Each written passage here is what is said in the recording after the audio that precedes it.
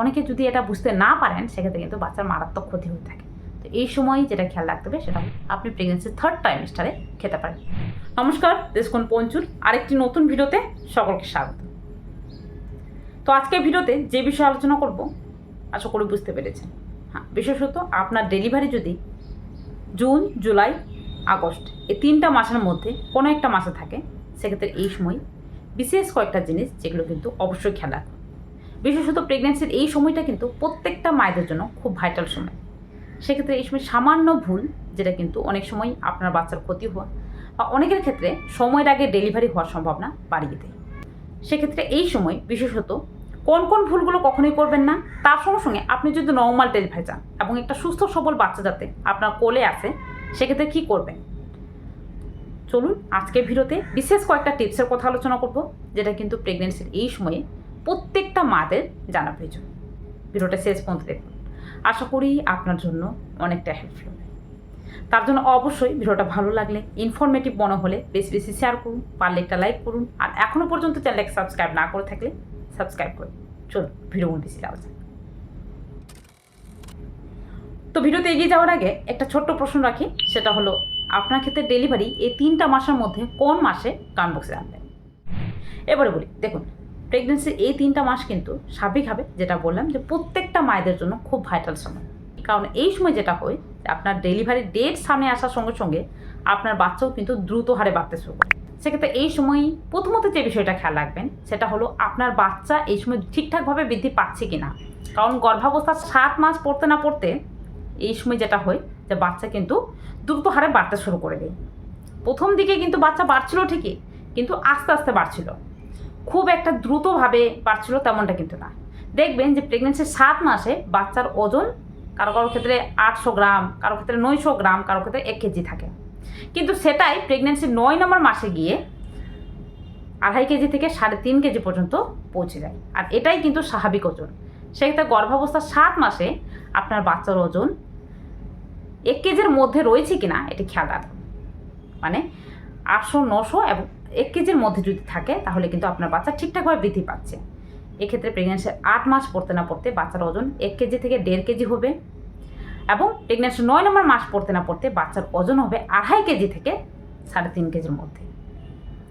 এর চেয়ে বাচ্চার ওজন কম হলে সেক্ষেত্রে যেটা হবে যে আপনার বাচ্চা কম ওজনে জন্ম নেবে। আবার অনেক সময় বাচ্চা কম ওজনে থাকলে সেই বাচ্চা নর্মাল ডেলিভারিতে জন্ম নিতে পারে না, সেক্ষেত্রে সময়ের আগে ডেলিভারি করতে হয়। সেক্ষেত্রে এই সময় আপনার বাচ্চা ঠিকঠাকভাবে বৃদ্ধি পাচ্ছে কিনা এটা খেয়াল রাখুন। কীভাবে বুঝবেন এটা বিশেষত আল্ট্রাসোনোগ্রাফির মাধ্যমে বুঝতে পারবেন।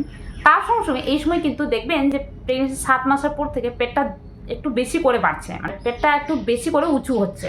পেটটা কিন্তু দেখবেন যে আগে খুব একটা বোঝা যাচ্ছিল না, কিন্তু 7 মাসের পর থেকে পেটটা একদম খুব বড় হতে শুরু করে। এই সময়ই কিন্তু পেটটা খুব স্পষ্টভাবে, খুব ভালোভাবে পেটের আকারটা বোঝা দিয়ে থাকে। তো এই সময় পেটটা ঠিকঠাকভাবে বাড়ছে কিনা, পেট বাড়ছে এর মানে বাচ্চাও ভিতরে বাড়ছে, পেটের আকার বাড়ছে না এর মানে পেটের ভিতরে থাকা বাচ্চাটাও কিন্তু কোনো রকম সমস্যা হয়েছে। তো এই সময় পেটের আকার ঠিকঠাকভাবে বাড়ছে কিনা, মানে পেটটা ঠিকঠাকভাবে উঁচু হচ্ছে কিনা এটা খেয়াল রাখুন। এই সময় পারলে আপনি ফিতা দিয়ে পেটটাকে একটু মাপতে পারেন। মানে 7 মাসের পর থেকে আপনি 15 দিন অন্তর অন্তর পেটটাকে একটু মেপে দেখলেন যে পেটটা ঠিকঠাকভাবে 1 ইঞ্চি 2 ইঞ্চি করে বাড়ছে কিনা।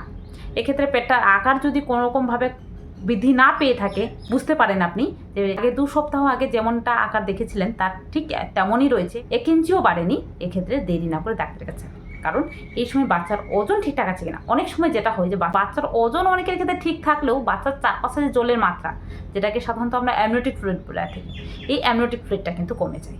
তো এই জিনিসটা যদি কমে যায় সেক্ষেত্রে কিন্তু বাচ্চা শ্বাস নিতে পারে না, বাচ্চার নড়াচড়াতে সমস্যা হয়। সেক্ষেত্রে এই সময় আপনার সময়ের আগে ডেলিভারি হতে পারে। আবার অনেকে যদি এটা বুঝতে না পারেন সেক্ষেত্রে কিন্তু বাচ্চার মারাত্মক ক্ষতি হয়ে থাকে। তো এই সময় যেটা খেয়াল রাখতে হবে সেটা হলো পেটটা ঠিকঠাকভাবে বাড়ছে কিনা, তার সঙ্গে সঙ্গে বাচ্চা ঠিকঠাকভাবে ওজন বৃদ্ধি পাচ্ছে কিনা। এই সময় বাচ্চা ওজন বৃদ্ধির সঙ্গে সঙ্গে মস্তিষ্ক যে গঠনটা সেটা কিন্তু এই সময়ই হয়ে থাকে। সেক্ষেত্রে তার জন্য কী করতে হবে, এই সময় পুষ্টি জাতীয় খাবার খেতে হবে। পুষ্টি জাতীয় খাবার বলতে গেলে এই সময় বাইরেকার তেল, ঝাল, স্পাইসিযুক্ত খাবারের কথা বলছি না। যারা বেশি তেল, ঝাল, স্পাইসিযুক্ত খাবার খেতে খুব ভালোবাসেন তারা কিন্তু এই খাবারটা একটু কম খাবেন, কারণ এই খাবারগুলো থেকে বাচ্চা কোনো রকম পুষ্টি পায় না, বাচ্চার বৃদ্ধিতে বরং বাধা পড়ে, বাচ্চার ওজন বাড়ে না। সেক্ষেত্রে এই সময় বাড়িকার নর্মাল খাবার, দুধ, ডিম, কলা, পনির, এছাড়াও কিন্তু বিভিন্ন রকম মাছ মাংস খেতে পারেন, বাড়িকার বিভিন্ন রকম ডাল রান্না করে খেতে পারেন, যে কোনো ধরনের শাকসবজি খান, যেটা কিন্তু বাচ্চাকে পুষ্টি দেবে। আয়রন এবং ক্যালসিয়ামের ট্যাবলেট মোটেও একদমই ভুলবেন না। এই সময় বাচ্চা বৃদ্ধির জন্য ক্যালসিয়াম প্রচুর পরিমাণে প্রয়োজন, যেটা কিন্তু আপনার শরীর থেকে নেবে। সেক্ষেত্রে এই সময় যাতে আপনার শরীরে ক্যালসিয়ামের ঘাটতি না হয়ে থাকে সেটা খেয়াল রাখবেন। এক্ষেত্রে ডাক্তারবাবুরা কিন্তু এই সময় ক্যালসিয়াম এবং আয়রনের সাপ্লিমেন্ট দিয়ে থাকেন, সেটা মনে করে খান।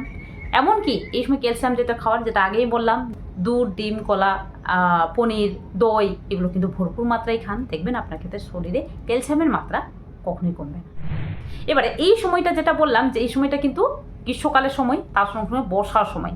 এই সময়টা কিন্তু খুব একটা বাজে সময়, মানে খুব গরম করলে পরে আর না হয় বৃষ্টি এত পড়বে, যার কারণে কিন্তু এই সময় দেখবেন যে খুব বেশি মশা। আর এই মশার জন্য কিন্তু অনেকের ক্ষেত্রে ম্যালেরিয়া হয়ে যাওয়ার চান্সটা খুব বেশি থাকে।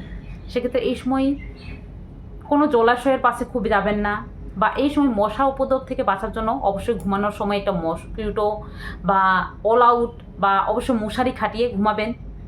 এবং তার সঙ্গে সঙ্গে এই সময় যেটা খেয়াল রাখবেন সেটা হলো কোনো পিচ্ছিলযুক্ত জায়গায় মোটেও যাবেন না। কারণ কোনো কারণবশত পা পিছলে যদি আপনি একবার পড়ে যান, সেটা কিন্তু পুরোপুরি প্রভাব পড়বে আপনার বাচ্চার উপর। কারণ এই সময় আপনার শরীরটা ভারী থাকে, আর সামান্য পড়ে যাওয়া থেকে আপনার বাচ্চার কিন্তু মারাত্মক হারে ক্ষতি হয়ে থাকে, যেটা আপনি কল্পনাও করতে পারবেন না। সেক্ষেত্রে এই সময় কী করবেন, কোনো পিচ্ছিলযুক্ত জায়গায় যাবেন না। যতটা পারবেন সাবধানে থাকবেন, কোনো ভারী জিনিস তুলবেন না। তা বলে সবসময় বসে থাকবেন এমনটা করবেন না। এই সময় আপনি যদি নর্মাল ডেলিভারি চান, সেক্ষেত্রে বিশেষ কয়েকটা জিনিস সেটা কিন্তু অবশ্যই মেনে চলবেন। সেটা কী? সেটা হলো এই সময় থেকে আপনি খেজুর খাওয়া শুরু করুন। 5 থেকে 6টা করে খেজুর আপনি প্রেগনেন্সির 3rd ট্রাইমেস্টারে খেতে পারেন। দুধ দিয়ে ফুটিয়ে খেতে পারেন। ড্রাই ফ্রুটস যারা খাচ্ছেন সকালবেলা করে, সেই ড্রাই ফ্রুটসটা কিন্তু আর ভিজিয়ে খাবেন না, এবারে শুকনো খেতে শুরু করুন।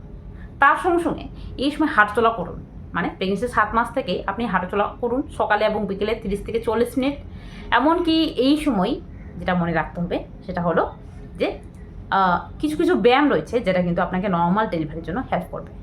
সেটা কিন্তু অবশ্যই ডাক্তারবাবুর পরামর্শও করতে পারেন। তবে কিছু কিছু ফ্লোরাল ব্যায়াম রয়েছে, যেমন ডাক ওয়াক, বাটারফ্লাই এক্সারসাইজ, যেটা কিন্তু আপনি অবশ্যই করতে পারেন। আরেকটা টিপস বলি, যেটা কিন্তু খুব ইম্পর্টেন্ট একটা টিপস, দেখবেন যে অনেকে জানেন না। সেটা হলো যে প্রতিদিন টয়লেট করতে যান, সেক্ষেত্রে টয়লেট করার সময় কোন টয়লেটটা ব্যবহার করে, ইংলিশ টয়লেট নাকি বাংলা কমন নাকি বাংলা টয়লেট। বাংলা কমন বলতে গেলে যে বসে টয়লেটটা, নিচে বসে যে টয়লেটটা করতে হয়, এই টয়লেটটা ব্যবহার করুন। পুরো প্রেগনেন্সিতে যদি আপনি এই টয়লেটটা ব্যবহার করেন, তাহলে কিন্তু আপনার পেটটাও ভালোভাবে ক্লিয়ার হবে। অনেকে ভাবেন হয়তো পেটটা চেপে যায়, না, এটা করলে আপনার ঠিক সময় জরার মুখ খুলবে। বিশেষত প্রেগনেন্সির 7 মাস থেকেই আপনি এই টয়লেটটা ব্যবহার করুন। তার সঙ্গে সঙ্গে বাড়িতে 5 থেকে 6 বার করে কিন্তু এই পজিশনে বসুন, মানে কোনো কিছু ধরে মাঝে মাঝে দুপা দুদিকে রেখে মাঝখানে ফাঁকা রেখে বসুন, কিছুক্ষণ থাকুন, আবার উঠুন। এই কাজটা কিন্তু আপনি করতে পারেন। এটা জরার মুখে ঠিক সময় খুলতে সাহায্য করে থাকে। এবারে এই সময় যাদের ক্ষেত্রে 9 নম্বর মাস পড়ে গেছে, তারা হালকা উষুম গরম জল খাওয়া শুরু করে দিন, মানে হালকা উষুম গরম জল খেতে বলেছি। তার সঙ্গে সঙ্গে এই সময় আপনি যেটা করবেন, যে বিশেষ কিছু টিপস যাদের ক্ষেত্রে ডেলিভারি ডেট খুব সামনেই রয়েছে, তারা কিন্তু করতে পারেন। যে বিষয়ে আমার চ্যানেলের ভিডিও আছে, লিঙ্ক ডিসক্রিপশন বক্সে দিয়ে দিব।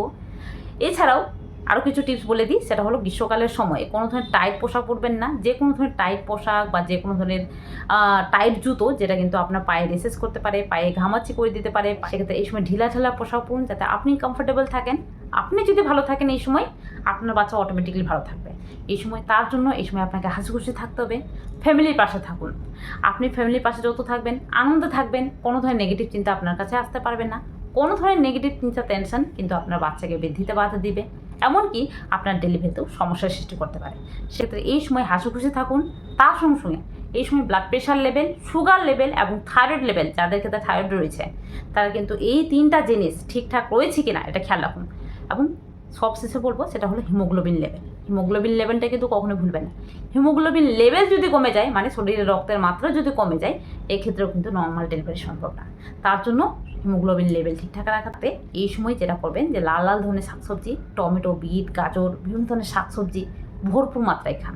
দেখবেন রক্তের মাত্রা ঠিকঠাক থাকবে, আপনি ভালো থাকবেন, আপনার বাচ্চা ঠিকঠাকভাবে হবে এবং আপনার ক্ষেত্রে ডেলিভারি ঠিক সময় সুন্দরভাবে হবে।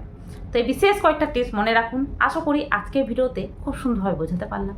ভিডিওটা কেমন লাগলো কমেন্ট বক্সে জানাবেন, পারলে বেশি বেশি শেয়ার করুন, আর অবশ্যই এখনও পর্যন্ত চ্যানেলটাকে সাবস্ক্রাইব না করে থাকলে সাবস্ক্রাইব করুন। চলুন, টাটা।